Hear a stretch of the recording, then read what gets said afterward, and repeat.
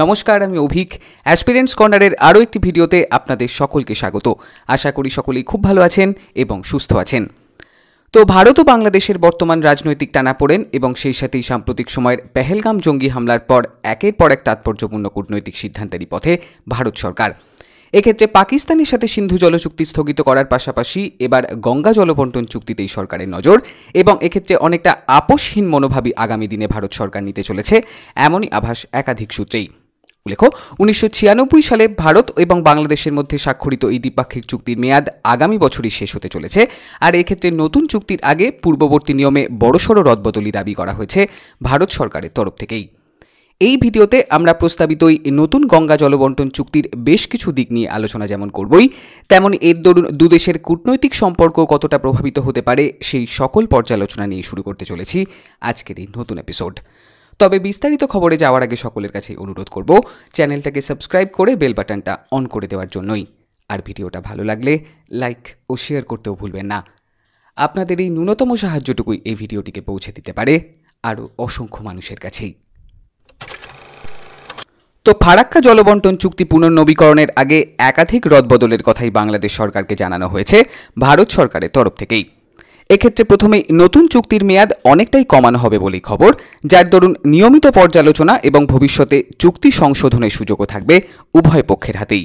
উল্লেখ্য, 1996 সালে 30 বছরের জন্য এই চুক্তি স্বাক্ষরিত হলেও পরবর্তী চুক্তিটি 10 অথবা 15 বছরের জন্যই করা হবে এবং এক্ষেত্রে ভবিষ্যতের চাহিদা ও প্রাকৃতিক পরিবর্তনের বিষয়গুলিকেও পর্যালোচনা করা হচ্ছে চুক্তি নবীকরণের ক্ষেত্রেই।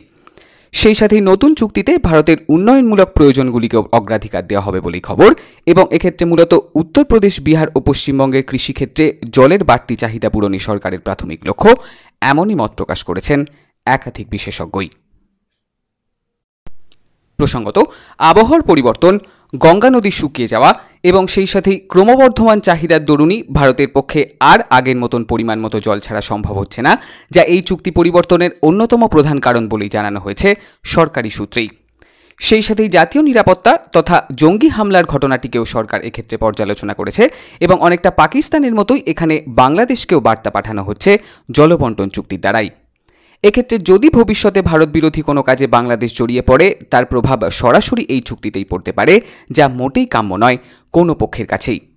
পাশাপাশি জলসম্পদকে কেবল আর সাহায্য হিসাবেই নয়, বরং কৌশলগত সম্পদ হিসাবেই সরকার ভাবছে। বিশেষ করে এই মনোভাব সেই সকল রাষ্ট্রগুলির ক্ষেত্রেই যারা ভারতের নিরাপত্তা ও আঞ্চলিক স্বার্থকে বারংবারই অগ্রাহ্য করছে সাম্প্রতিক সময়ে। অর্থাৎ পরবর্তী গঙ্গা জলবন্টন চুক্তি কেবলমাত্র আর জলের পরিমাণকেই যে ধার্য করবে এমনটা মোটেই নয়, বরং এটিকে একটি কূটনৈতিক ও কৌশলগত চুক্তি হিসাবেই দেখছে ভারত সরকার। এক্ষেত্রে যদি ভারতের কাছ থেকে পর্যাপ্ত জল বাংলাদেশ পেতে চায়, তাদেরকেও বেশ কিছু কৌশলগত ছাড় দিতে হবে, যার মধ্যে ভারত বিরোধী কার্যকলাপ বন্ধ করা, ত্রিপুরা ও মিজোরাম সীমান্তে স্থায়ী সহযোগিতা এবং সেই সাথেই ব্যবসা ও সংযোগ প্রকল্পে বাধা না দেওয়ার মতন বিষয়গুলি জড়িয়ে রয়েছে, এমনটাই মত প্রকাশ করেছেন একাধিক বিশেষজ্ঞই। সেক্ষেত্রে যদি বাংলাদেশ ভারতের সাথে মৈত্রী ও সহযোগিতার পথে রাজি থাকে, তবেই তাদেরকে জলের সুরক্ষা দেওয়া হবে। অন্যথায় আগামী দিনে জল নিয়েই যে উভয় দেশের মধ্যে টানাপোড়েন আরও বৃদ্ধি পেতেই পারে, সে আশঙ্কাও অমূলক নয়। ভারত বাংলাদেশের দ্বিপাক্ষিক এই গঙ্গা জলবন্টন চুক্তি নিয়ে আপনাদের মতামত অবশ্যই জানাতে ভুলবেন না। আর খুব শীঘ্রই আবারও কথা হচ্ছে নতুন একটা ভিডিওতেই। ততক্ষণের জন্য have a good day, signing off.